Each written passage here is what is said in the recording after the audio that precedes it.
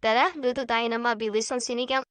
Baha nga pala yung gagamitin natin dyan kasi hindi baboy. Ginisa ko lang pala muna yung baha sa mantika. Tapos isa, pasave mo muna. Lagi ulit tayo ng mantika sa kawali. Igisa naman natin yung kamatis tsaka sibuyas. Lutuin natin na maigi yung kamatis hanggang sa lumambot at magkatas. Tapos ihalo-halo mo lang.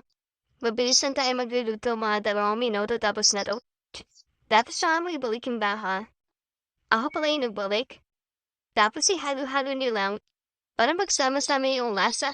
Pagluto na yung kamatis, magdagdag ka ng tubig. Kasi kailangan ng sabaw ng sinigang. Tapos hintayin mo lang kumulo. O diba ang bilis? Pagtapos kumulo, ilagay mo na yung gabi. Kahit ang hali pa lang, matagal kasi yan lumambot. Pag kumulo na, titigan mo muna.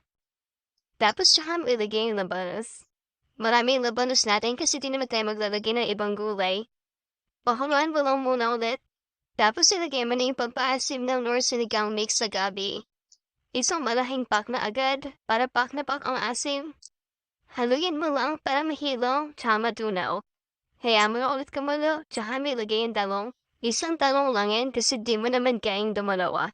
Tapos 2 malaking sili na lang. Tsaka may lagay yung hanghong. Na mas marami pa yung natapon na tanghay kaysa sa dahon na nailagay. Diyan mo lang ilagay sa ibabaw. Maluin. Tama na yan. Nahaluin eh. Tapos tapan mo. Tapos buksan mo ulit.